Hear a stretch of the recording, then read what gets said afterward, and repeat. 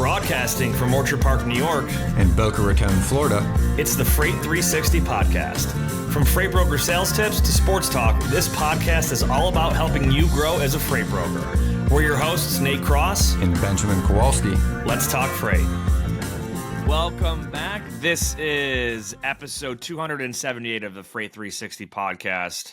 We're going 101 today. This is going to be a great one on sales and, building rapport, prospecting, all the stuff that you need to do when you're early on in your journey as a broker, whether you run your own company or you're an employee. This is likely something that you are going to have to flex that muscle, get stronger at, and really lean into to be successful. But first, please make sure to share us with all of your friends, leave us a comment, leave us a review, ask us a question, whether it's a YouTube comment or through our website or through email. Refer us to your friends. Go to the website, freight360.net. Sign up for the newsletter. Check out the Freight Broker Basics course if you want a full-length educational option there from us in conjunction with DAT. We're here to help you guys, and that whole library is searchable. So if you like today's content and you want to learn more about sales, just type sales in the search field, and you'll get a whole slew of blogs, videos, podcasts, the whole nine. Ben, I see you got a couple of different options for your background today. Hey, there we go. It's freezing cold everywhere in the States right now. I had to even check. Boca's like in the 50s today. We're in the negatives in Buffalo. Stevens probably like single digits. It's cold is what it comes down to for everybody. 2 degrees, Stevens said. So Houston, Texas this week got like half a foot of snow. They have like no plows. Southern Louisiana, I saw a funny meme. It was like Buffalo weather in Southern Louisiana ahead of the Super Bowl, Bills Mafia, something like that, because the Super Bowl's in New Orleans. There was a snowball fight in the French Quarter. They were talking about. I was listening to the radio in Pittsburgh, and they said they were looking at videos of a snowball fight in the French Quarter. I mean, there was quite a bit of snow in northern Florida. I mean, there were pictures everywhere about. I mean, obviously it doesn't snow down there too often. I was talking to TL up in Georgia. He said like the whole city is shut down. Basically, nothing is open. Ooh, and I was TL? Like. Tanner, TLX. TL, you're like talking about like I know what TL is. Oh, sorry. TL, well, I mean, you know Tanner, but yeah. he was like, yeah, dude. He's like, gym was closed this morning. He's like, nothing was open. I was like, oh, would you guys get like an inch or two? He's like, yeah, it's like a dusting. He's like, but the whole city's literally shut down. So I have a Polaris side by side with a plow, and it died on me yesterday. So it's like to be fair, I bought it in 2016. The hours on it are fairly light because I really don't use it for plowing and some miscellaneous yard work, and then the occasional like go off around in the woods. But like I changed out the battery last year because it was starting to get weak. I've done I've spark plug change. I've done the oil change, and the starter started to like cut out power on me mid plow yesterday, and eventually I lost the crank ability altogether. I couldn't jump start. I couldn't anything, man. So it's sitting in my driveway with a plow on it. So I had to like drop the plow, throw it in neutral, and like hand push this 1,200-pound vehicle back into my garage to get it out of there. But we got like 2 feet of snow. Luckily, I was able to plow everything up until like we might have gotten like another 4 or 5 inches last night. So we're able to get in and out of our driveway. But my Polaris is sitting there. I got to take it to a local shop. And I called the guy this morning, and I was like, hey, do you guys do ATVs? He's like, yep. I'm like, do you guys do pickups? Because I can't get this thing to start. He's like, yeah. He's like, I have a trailer. He goes, problem is the trailer is covered in snow right now. It's buried. He's like, I'll probably be able to dig it out by the end of today. He's like, call me in the morning. We'll try to get you. That was my next question. I was like, do you have a trailer? Can you get it into your truck? Actually, my father-in-law has a trailer that I could probably use if I wanted to, but his is probably buried too. So, yeah. The thing with it's a Polaris Ranger. They're like too big to fit on a standard like ATV trailer, and they're too big to fit in the back of a pickup truck. If you know someone's got a truck, you need like a special trailer or like an extension kit for a pickup truck because they're like, I want to say it's like 9 or 10 feet long. It's like there's a weird length on it that like overhangs most small trailers. So, but anyway, we'll get it fixed. That's like, I mean, speaking of news, skip the gym and grab a shovel today, man. Yeah, exactly. But I mean, this weather, man, we've seen it affecting transportation across the country. I-90, I was driving out the other night. Trailers, there was an accident yesterday. A couple of tractor trailers hit each other, slid off the road. Delays. Big takeaway, like talk to your customers, right? Talk to your drivers, figure out where they're going, what to expect. There's a chance if you book a truck, they might be living in La La Land and have no idea where they're about to be headed to is a winter wonderland. So like these are some of the basic things you want to talk about with drivers and your customers too if they're not thinking. So Well, furthermore, too, I want to point out, like, these are people driving in these conditions, right? Like, it's dangerous. Like, I feel like I shouldn't have to say this, but like, be kind to people, be yeah, nice, have some yep, conversations, like, have some compassion for the work that you're hiring them to do and be reasonable with your expectations, right? Like, I've seen so many posts and stuff and comments from carriers saying, like, I don't know, just dealing with like pretty terrible situations with brokers, yelling at them, screaming at them about things like they can't control. I mean, at the end of the day, like, just put yourself in their shoes and think about it for a second. Like, if you were driving in that yeah. weather in your car, let alone driving an 80,000 pound vehicle down the road, like, have some consideration, So be considerate, be thoughtful. I started a new indoor golf league this week, and they closed the one down in my town, so I got to drive like into the city of Buffalo now. But we had a whiteout snowstorm on Monday night when I was driving there. On the way back, I saw the polar opposites on both ends of the spectrum of truck drivers. I saw the drivers that bailed out, parked on the side of the road, and I got passed by the most confident big bald truck driver ever. I'm driving 30 miles an hour, like I'm comfortable and confident driving in snow, but I take it reasonably. If it's like a whiteout, Yeah. I'm gonna go like You 25 or can't 30. see that far in front of you. Like, you don't know what's there. Exactly. This dude just friggin' brrr, right past me, and I'm like, good for you, man. Like this dude clearly is from Alaska or something. But he was confident. He must have had a good heavy load, and he was cruising. But a lot of other folks, I saw a lot of like empty flatbeds that were just like, I'm not screwing with this. I'm gonna pull over until because these snow bands in Western New York, like they're like 5 miles, 10 miles wide, and they'll shift and it's clear, or it'll shift back over you and it's a whiteout. So you could literally drive through it. It's clear. You drive through it. It's a whiteout, and you drive in the area and it's clear. So, yeah, some of these guys waited out. Others just barrel through. But yeah, I think it was Freight Wave. Somebody had an article this week. The winter weather is officially the bigger disruptor this season than hurricanes for freight and transportation. So there's a little news for you. Sports, go Bills, baby. Bills took down the Ravens on Sunday night. Mark Andrews can't catch a 2-point conversion. But I just think Buffalo played on all sides of the ball, defense, special teams, offense. Josh Allen had a fairly vanilla, boring offensive stand, but he didn't need to do anything crazy. They got the win. Eagles moving on to play the Commanders in the NFC Championship. Bills and the Chiefs. If you guys have been seeing any of our social this week, there's some clips of me and Trey Greggs, who's a big Chiefs fan, giving our predictions on the game full length. We'll actually drop today, which is Wednesday, so if you hear this Friday, it's already out. Trey doesn't give like any no love to the Bills. Basically, he's just like, oh yeah, it's Chiefs, three-peat, Chiefs. And I'm like, yeah, I mean, Chiefs are good, but I mean, it's the Bills, man. You know. See how the officiating looks. Yeah, you like that? The thumbnail I did? Josh Allen diving the ball and Pat Mahomes shaking the ref's hand. Shaking hands with refs. But yeah, should be a really good weekend for championship matchups. That's why I'm wearing my Josh Allen jersey and my hat today. Really excited for it. I do think it's going to be Bills and Eagles in the Super Bowl. I've been somewhat saying this since like week 12 or 13, and I'd love to see it. And yeah, I basically what I'm seeing on social media is if you're not a Kansas City fan, literally everybody else wants the Bills to win that game just because they're sick of the Chiefs. So it's kind of like the line right Patriots now? in the Tom Brady era. Like everyone's like, all right, we've had enough of the Patriots, but you got to do better. You got to beat them. So we'll see. What's the line? It's like 1 point, 1.5 points, I think. Yeah. Very close. It's kind of like the Baltimore game. Baltimore Yeah. game was a point and a half, actually in favor of Baltimore, and the Bills won. I This wanted one, to take Bills. I should have. I'm like, I didn't, I think that people were overconfident in Baltimore because of how poor the Steelers played. And I didn't think Baltimore looked that great, and Lamar hasn't been great in the playoffs at all. Really thought the Bills kind of had it in the bag even going into it.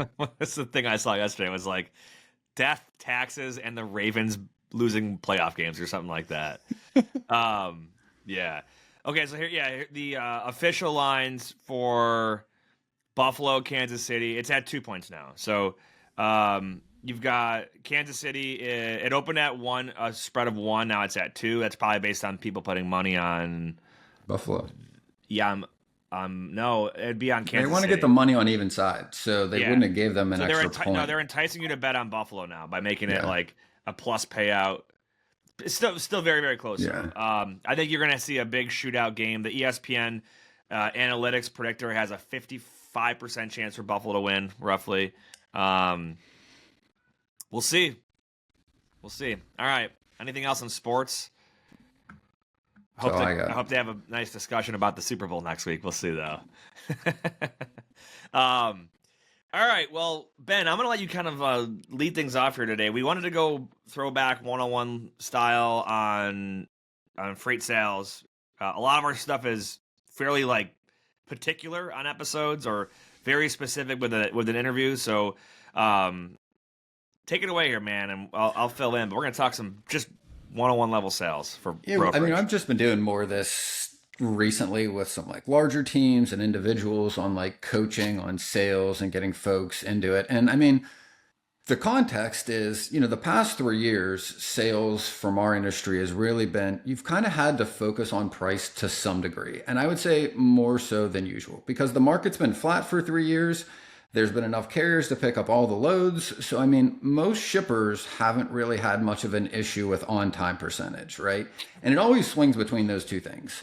On-time percentage, which is service, and price to some degree, right? Quality is your third, but like those are the two, I'd say, sides of the seesaw that swing back and forth. Where most Can I of add shippers, something in really quick on that. Yeah, note? absolutely. We've talked about the price, service, speed, quality, right? And how you can usually get 2 of the 3, but you can't get all 3. Yep. And this is important when we start talking about conversations with shippers. This literally has happened in the last handful of weeks. I've seen a customer that literally wants all 3, and every time one of them fails, and they get upset. And it's like you're not going to always like if it's going to be cheap. Great point. And you want a quality carrier, it's not getting there when you want it to. You're gonna have to wait. If it's gonna be quality and you want it on time, like I likely got to pay more money. And this happens every single time. And it's like a balancing of trying to. So anyway, I just wanted to point that out. So when you go into these conversations with shippers, not every shipper is, necessarily a good fit for you. If all they care about is they want all 3 of those, and if you can't do it, they'll go to the next person. Do you really want to spend your time working with those people? Just think about that. So anyway, back to what you were saying. So I've had the exact scenario, right? And I'll even outline some specifics for people to see this, right? And like, this is where the work comes in a sales call. And then we'll circle back to like tips and things to like start your sales calls. But like, I had a customer, same scenario, right? You can have the quality, you can have the service, right? Or you can have the price. It's either going to be cheap, it's going to be or expensive. It's either going to be fast or slow, and it's either going to be good or poor in quality, right? Yep. Now, in the van world, like I would say quality really has more to do with like trailers. So like if you've got a company that ships food grade stuff and they need that trailer clean, then like there's your quality.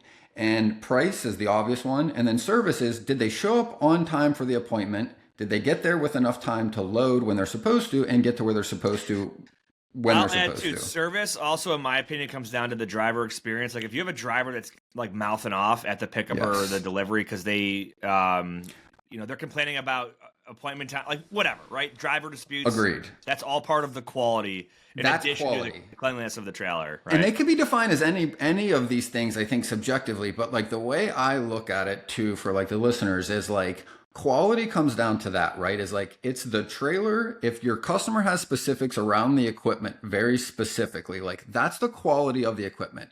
The driver's behavior, right, or manners in your example, like to me, that's quality, right? Yeah. Service specifically in our industry is, did they show up on time? Like shippers will track the on time percentage. That's what they consider service percentage, right? Now, Yep. brokers consider service the communication you provide along with this, but from the shipper's point of view, service is showing up before, being there when they need to be there, and getting to where they need to be when they need to be there.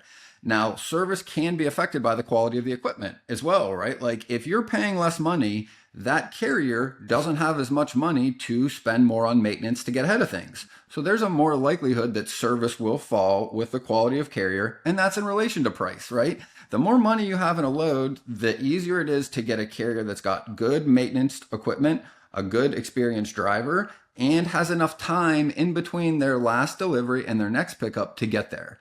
So the less you pay, the harder it is for a carrier to stay profitable. So they cut it close. Like they're going to try to book their next load as close to when they're getting empty from the last load, right? And that's the thing shippers don't really understand. They want to pay less and then argue that the guy's not on time. But from the carrier's perspective, they're getting paid so little on some of those lanes that like they've got to book their next load to where they're literally trying to get unloaded and racing to get to the next pickup. And when you got a window that tight, that's why service percentage falls, because like they don't have enough dwell or lag time in between it because they're getting paid so low. So shippers, to your point, always ask for all three. It is our job to not only differentiate those three categories, but ask consequence questions to make them see what is actually most important based on what could happen in those scenarios. Before we get into those questions, do you want to take it a step backwards here and talk about like who are these customers that folks should be looking at? How do we find them? How do we get in touch with them? And I'll give you perspective on this, right? Out of so at Pierce Worldwide, we've got vast majority of our brokers are 1099 agents, and I've seen just about every tactic to build a book of business over the recent years. I've seen somebody who just has one and just moves it. That's like, very easy, right? They already have relationships. I've seen folks that have been through non-competes, non-solicits. They're trying to rebuild. They've got to, play by the rules. I've seen everything from blasting cold calls, 100 a day, to I'm only doing emails and trying to get on RFPs. Yep. And every mix in between. So I want to know your take on it, because I have actually seen a couple people go just straight up the email RFP style and get some awarded freight. It's not always like great freight, but they get awarded freight. Whereas I think that Smile and Dial, faster traction and better relationships because they're talking to people. So I want to kind of differentiate between those tactics of approach. Great point. And like I have a client that I've worked with, right, that did primarily email and primarily that for the past few years. And it has been effective. They have added a lot of customers over that time period. However, when you don't have a relationship, what you're really selling on is price. That's how you're getting in the door. Much all it's an email, and the only way they're giving you that load is because you've got a carrier that can run that lane probably cheaper more often than whoever they're using. The problem with that is, well, the advantage is you can get those customers. Here's the disadvantage. One, when the market moves, you lose the customer. The second is there's always going to be somebody that can come along and be cheaper. So there's very little durability in that customer relationship. And yes, you can get some quick wins and get some shippers and get some loads moving. However, it really doesn't ever expand beyond that, and they don't last very long, and it's very hard to build a company around that. You can build a little bit of a book of business, you can get a head start that way, but again, they're not durable, there is no relationship, and somebody is always going to come along and underbid you, and then you lose that, and you got to do that again. So there's a ton of work, and you just constantly keep going through shippers, right, to just keep adding more and losing the ones you've gotten, right? The analogy I use with this client, I'm like, it'd be like fishing. I'm like, except the live well in your boat has a hole in it. So every time you catch a fish, you throw it in your boat, but then it just swam away, and then you had to go catch another one. Like you're just literally catching fish and letting them swim away. That would be exhausting, right? And they don't have to be either or, right? Like you can use emails to try to get people to see if they're interested or responsive and then jump on the phone, which I think is far more effective. A blend. Right. I think if all you ever do is call and you never have any other forms of follow-up, well, you're kind of setting yourself up for failure there too. Correct. I think the way in which you utilize email can be either detrimental or very beneficial. Like whenever I get somebody who sends me a clearly like spammy pre-canned email, I immediately delete it. When I get the classic sequence follow-up from a CRM that just replies to the previous spammy email with another spam, delete. Eventually I say Marcus junk. Okay. Take it a step further. When I can tell it was written by AI, even like faster, I'm going to mark it as junk. Yep. If I get an email and someone like legitimately customizes it, I'm reading that thing. Like, hey, Nate, even like LinkedIn messages, right? Hey, Nate, any outbound. A lot of times people are like, hey, their first thing is like, hey, big fan of Freight 360. I'm going to read the rest of that, right? Regardless. Or if they say, hey, look, great game last week, saw the Bills, pulled it off. And so you know that they absolutely took the time at least to learn about you or do in some way care about wanting to connect with you, right? Yeah. Yeah. I always laugh at the ones that like, I get an inbox on LinkedIn, and the first message I have to approve to accept it because we're not connected, and it's got a friggin' calendar booking link in there, and it's like, what? Yeah, I'm You've so established glad no value, no rapport, and you think I'm just going to give you my time. Calendar. Yeah. Yep. But here's where it's effective, right? If I have a phone call with somebody, and this is even like in rapport building in general, right? Like we've got, it could be a vendor. It could be someone that we're trying to recruit to come to our company. It could be a customer. It could be anything, right? You have a phone call. I'm definitely going to have a LinkedIn connection sent to them. I'm going to email them a personalized follow-up, all of that, because I want to have as many touches as possible without feeling like I'm crowding them, but I want to do them at an appropriate time, okay? And I think if you've got the phone call done, we've all met each other, we've talked, even if it's for 2 minutes, now it's like email. Hey, even if my email oftentimes is like, hey, sorry I caught you at a bad time. Here's what I wanted to send over to you. If you got time this week, here's what I wanted to chat with you about. Can you please let me know if you've got a few minutes on, suggest a few dates, right? LinkedIn message, same thing. Hey, tried to call you, or hey, good meeting you earlier. Just wanted to connect on here, blah, blah, blah. Versus the spam attack because you're afraid to pick up the phone or whatnot. I think that's why a lot of people do it. They don't want to pick up the phone. It's fear. Yeah. And you got to remember, these people put their pants on the same way that you do. You could legitimately think about it this way, right? Traffic managers are oftentimes, not always, but fairly oftentimes, not the highest ranking person in a company, right? They're fairly lower. There can be a lot of turnover. There might be somebody new in the department. You could be talking to someone that's super new, and they're afraid to talk to you because they don't want to screw up whatever they got to get booked. Yep. They know they have to get a flatbed in there. They're afraid to screw it up. They don't know, their ass from their elbow.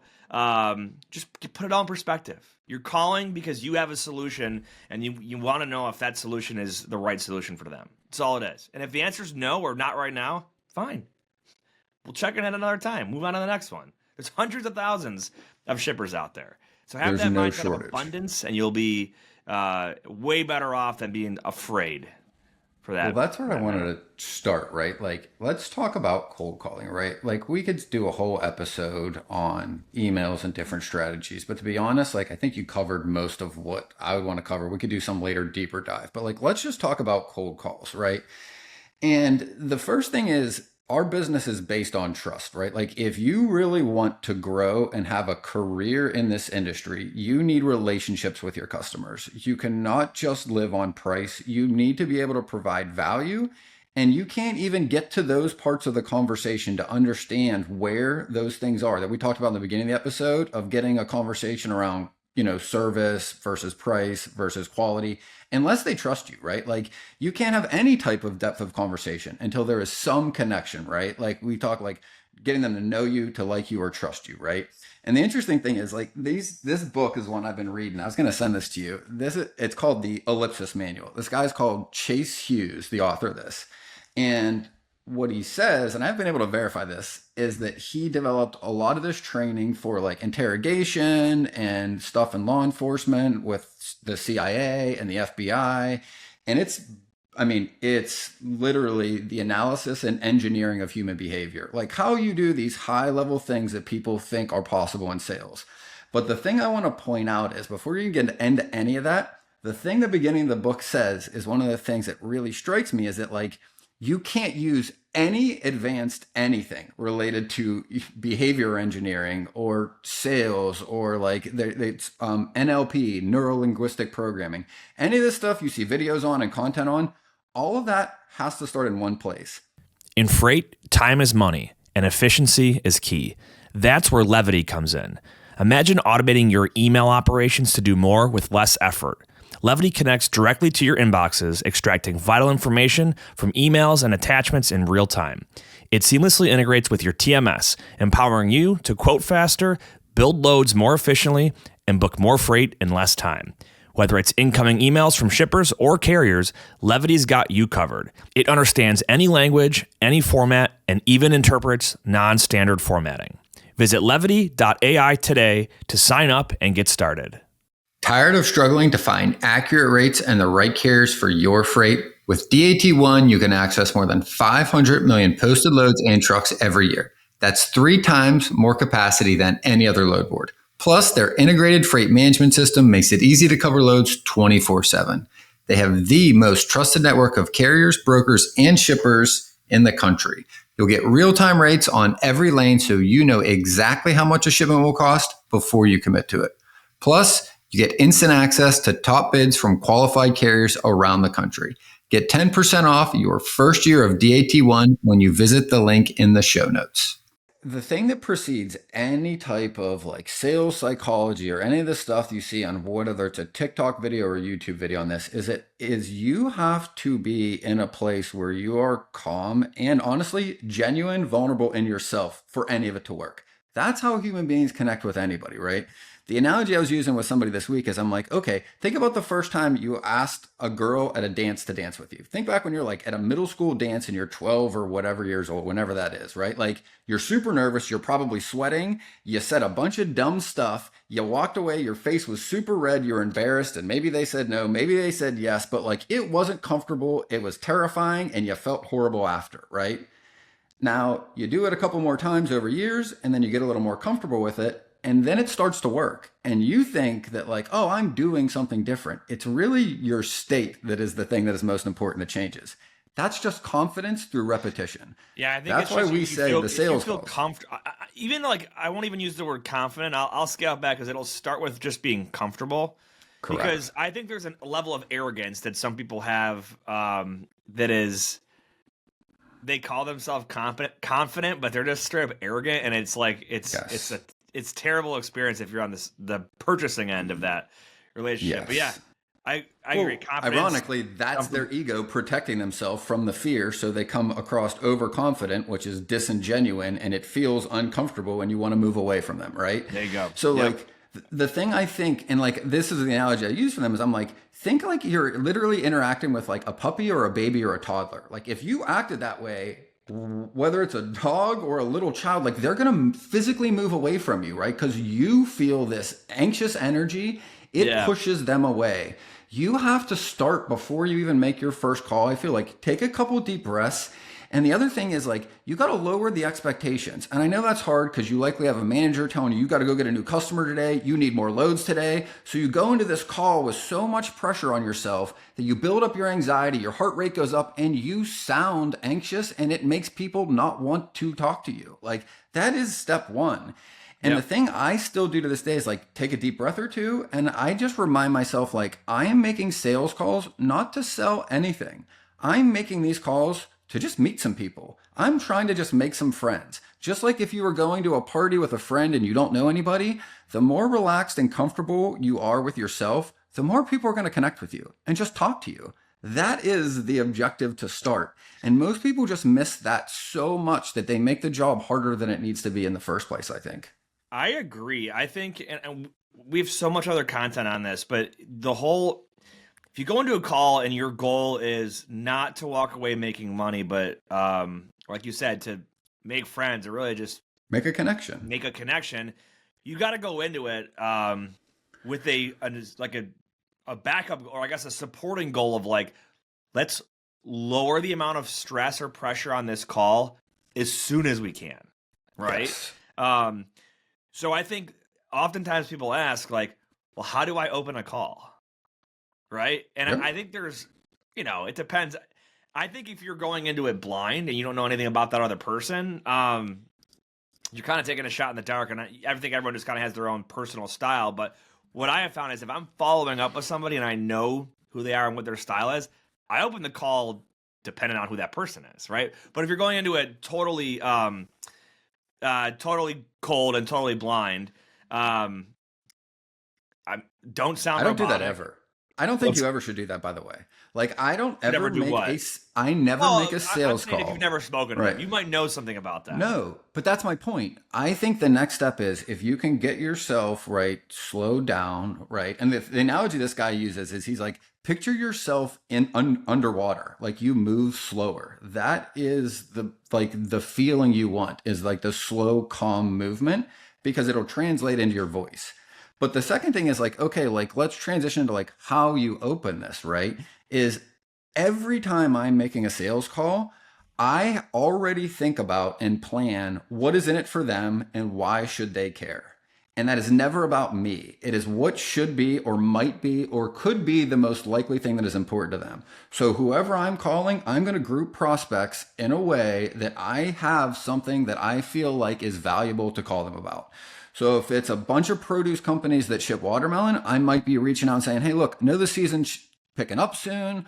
I talked to a few other companies and hey, I'm not sure whether you're lining up new trucks or you got enough relationships. I've got some folks that I think might be a fit. That's why I was reaching out.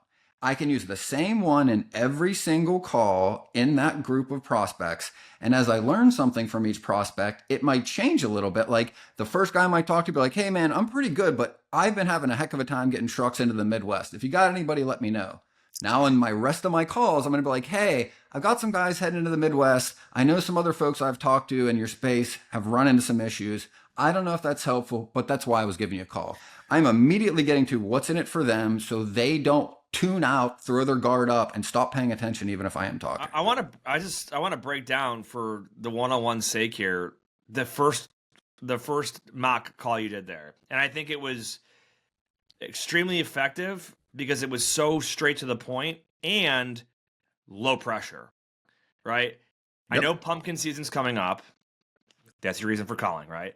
I've got some guys that I think might be a fit. This is your reason, right? Not sure if it's a good fit to work together, right? Low pressure. Pulls the pressure. I want to give you a call, right? Like, yep. That's it.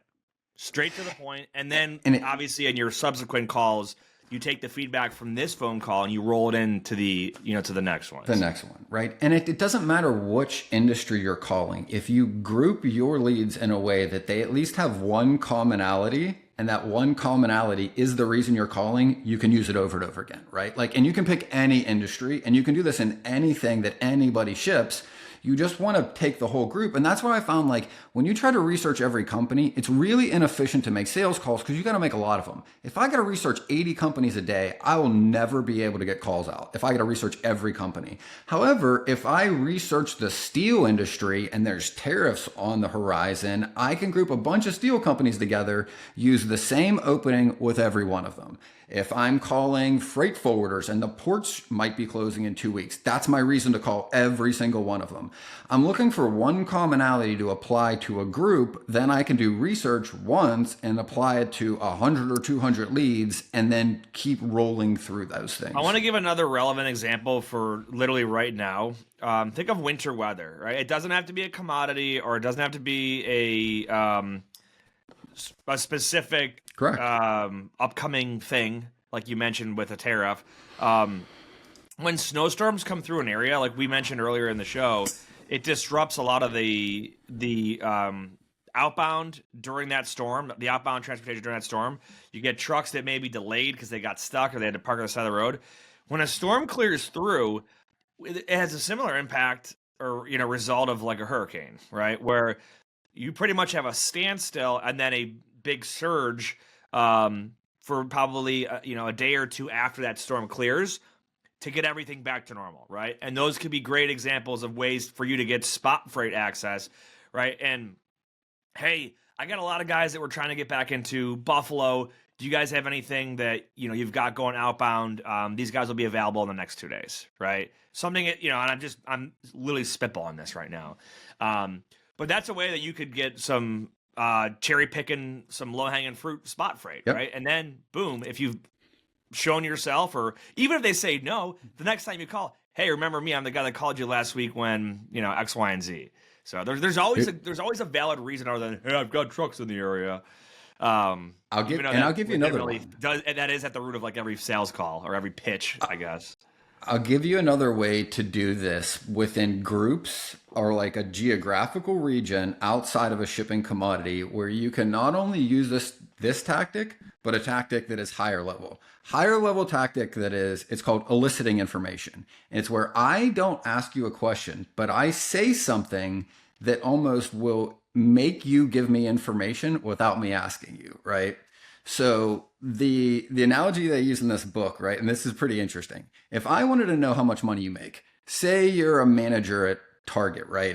I go, oh, hey, Nate, man, I know your job over at Target's been going pretty well. You just got promoted to manager.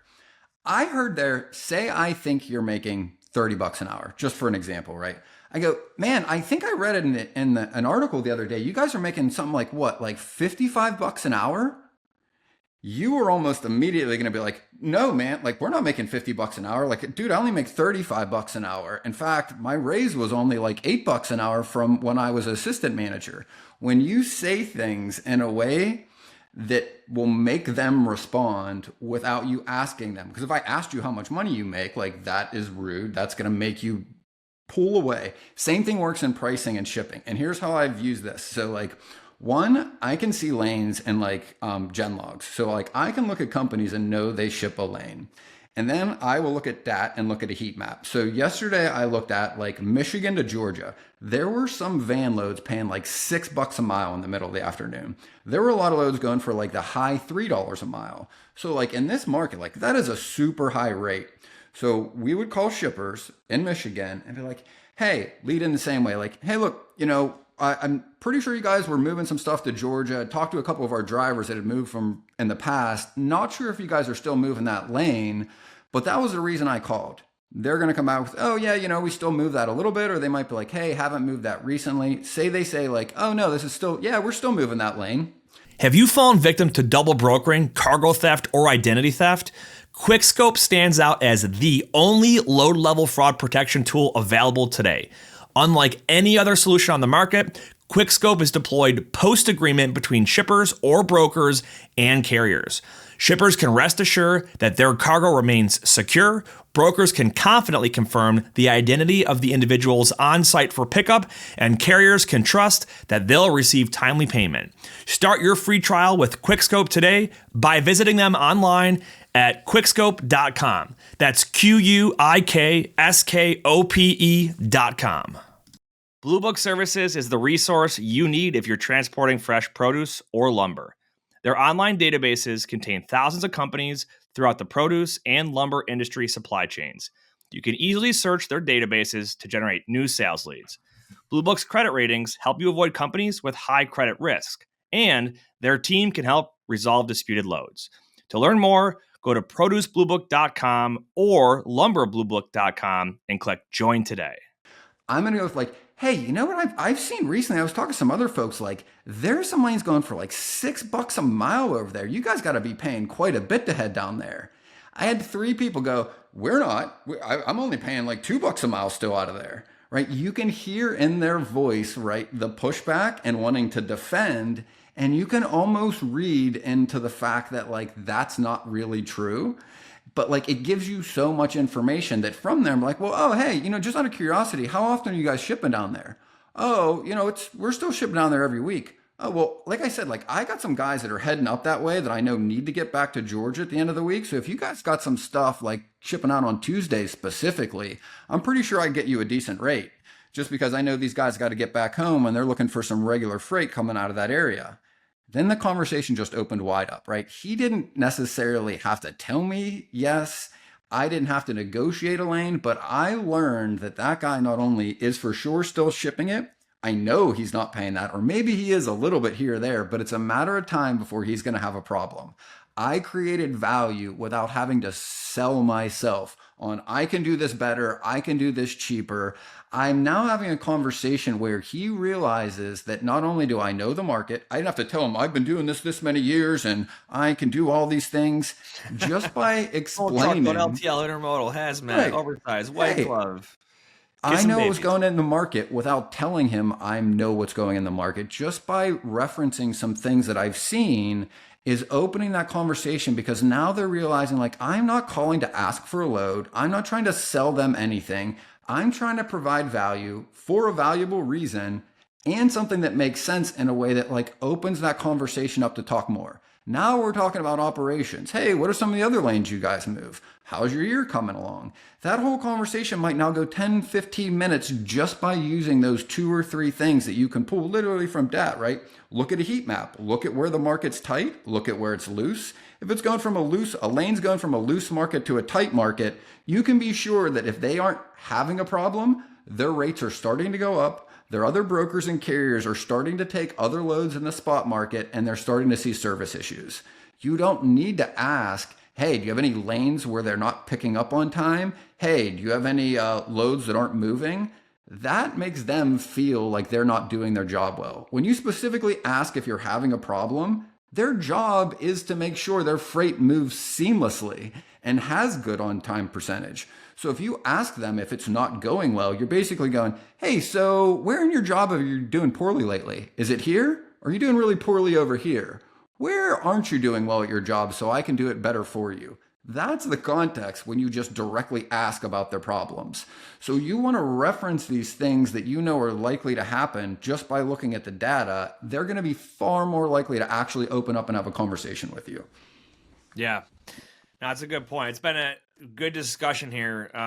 Is there anything else we want to throw in on kind of the one-on-one? Because I know our next, I think our next episode we're gonna kind of break down the how do you manage your pipeline with where these folks are. If it's a brand new prospect, if it's someone that you've had the first contact with, if it's something you've started to quote on, but anything else on the one-on-one side. Yes. Some tips, because prospecting with a purpose, we've kind of hit on that a little bit with having segmented stuff that's in common. You can roll one conversation to the next, but what else do you have for the one-on-one here? I think from like the one-on-one level, the biggest thing that is going to help, right, is we talked about it a lot in here. It's like lowering your expectations to go into a call, having a plan for your calls before you go into them. Group your leads together in a way that you can use that same plan at least more than once. Maybe it's on 10 leads, maybe it's 100, but you want to batch them together to save yourself time and to be more efficient. And the most important thing in all of this is like it takes repetitions. Like, so if you are just starting to sell and this is your first time, lower the expectations that like your first 200 calls are probably going to suck and you just need to get used to getting on the phone and having conversations. Like that is for sure, full stop, the first step in getting good at this. It's just doing it over and over again. And nobody like wants to hear that. Everybody wants the silver bullet to be able to get customers without having to suffer, do the work, or to feel that tension in their chest when they make their calls. But it's unavoidable, right? And to me, like if you focus on it in that way and you look at it like this, like the other analogy is like if you're going to climb stairs, you don't jump from the bottom to the top. You go one step at a time. So set your expectations when you're going into sales this year. If you're just starting at like, from here, where can I be at next week or tomorrow? I want to get whatever number of calls today, tomorrow, and just set that number, hit it, do that day in and day out, and then by next week, move the bar up and you will make progress and you will absolutely get there if you stay consistent with your output. If you're making 50 calls today and none for 2 days, you basically lost all your momentum and you got to start again. So like the other really important thing is consistently stepping it up, just like if you were going to train for a marathon. You're not going to run 26 miles tomorrow if you've never ran. You're going to run around the block, feel horrible, and maybe tomorrow you run a block and a quarter, right? Like little by little will get you much farther than trying to jump from here to where you want to be because you have unreasonable expectations. One of my bosses, this is over 10 years ago now, and this was really helpful for me when I first started. He goes, here's what I want you to do. I want you to make, we had a goal for, I think it was 2 hours on the phone or 50 calls for the day. He goes, I want you to write down on a notepad when it happens or right after the call, if whether the call went good or not, any pushback or objection that you got, I want you to note it down, right? And then, compile all of it. And over time, I had a list of like, here's the most common objections I'm getting right now. Yes.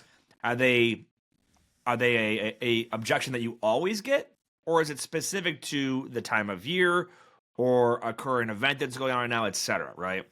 And then what I did is I had like little flashcard type things that I would write down like the objection and then bullet points on possible things I could counter with. It wasn't a script, but it was like, all right, if they gave me the objection of we're not adding any new brokers right now, okay? The possible bullet points might be like, oh, so what do you guys do if somebody falls out on you? Do you guys have a exception to policy certain times a year? What is, when in the future do you foresee that? Like, you could have possible, it's kind of like choose your own adventure. And that way you could go through them and kind of like, yeah, all right, if I hear this one, here's some options and whatnot. That way it kind of keeps you free flowing for the conversation, but it also helped me get really good at just not having to ever reference a script or bullet points, because it was like second nature to me. Like, yeah, I'm hearing this one the most. I'm hearing this one the second most. I'm hearing this one, just about as often. And here's a bunch of possible ways we can go. So, and that what works for one person may not work for the next. But I'll tell you what, man, just tracking, because you might go to a sales meeting and be like, oh yeah, what were the biggest hurdles you had this week? I don't know. I think it was X. No, if you wrote them down, you've got hard data. Exactly. And you're going to remember them more, right? And the last thing we'll kind of wrap this with is, and I feel like this is the most important. And it was funny because I can't remember who it was, but it might have been this guy, it might have been someone else, did 2 TED Talks, one on listening and one on what you can do and what you could say, right? The one on what you could say had like 10 million views, right? The one on listening better had like 100,000 people watch it, right? And the funny thing he was talking about is, everybody wants to focus on what they can do to make that thing happen. And I think that's human nature. But I think the most undervalued and has the most leverage is learning how to listen to understand when somebody is talking to you. And Chris Jolly's post on LinkedIn made me think about this, because he had said, like, same thing we were talking about, emails versus phone calls. And I'm like, the other thing you don't get in an email is you get no feedback. You don't learn anything about the other person. And the thing that I think is so valuable in a conversation that most people overlook is slowing down and literally listening to not just the words they're saying, but how they're saying what they're saying, right? What is the tone of their voice? Do they sound frustrated? Do they sound irritated? Do they sound calm? When you ask them a question, did they feel more or less comfortable, right? All of that is information that we pick up only if you're listening, right? And I think when we go into a phone call with a clear objective of, I need to get a load and do this, it's like you're literally preparing what you're going to say while they're talking, instead of just being present and actually listening to not just what they said, but what information they're trying to convey to you and how they're talking. And to me, like, it's so undervalued, and it is such a high lever skill if you can practice that. Yeah, I agree. And I'll wrap up with, this is really just a caveat to what you said, and really an extension of it is, like, I think being a high quality communicator will get you so far, not just in sales, but in business in general, right? Yes. If you can communicate very effectively with your colleagues, with your superiors, with subordinates as you take on a leadership role, people, I think, they're not going to be like, oh, he's such a good communicator, but there's something about that person that you're like, I really trust what they're doing, and I really, it feels good to have a conversation with them because they deliver a message in such a quality way. And, it's definitely a valuable asset or a tool to have in your rucksack when it comes to sales, because you need to communicate and understand the other person's perspective. But it's going to go the whole distance, too. As you grow your company, you're dealing with vendors, you're dealing with competitors in certain instances. But, yeah, just all around, just quality communication overall. So absolutely. Hey, good stuff. We're going to pick this conversation up next week and move into kind of a little bit more detailed sales stuff, and you only got so much time. How do we prioritize how to use it when prospecting and following up and all that good stuff? We got some awesome guests coming up in the coming months as well. We're like backlogged on guest episodes right now, but I'm excited for it. So yeah, same here. And we got 2 webinars. I think we got to line up with DAT. I'm looking forward to do. We got to get a response to them too today, actually. Yes, you just reminded me. Cool. Any final thoughts, Ben? Whether you believe you can or believe you can't, you're right. And until next time, go Bill. Big one. That wraps up this episode of Freight 360. Check out the show notes for links to anything that we've referenced on this episode. And make sure to visit us online at freight360.net to see our entire library of episodes, videos, blogs, and more.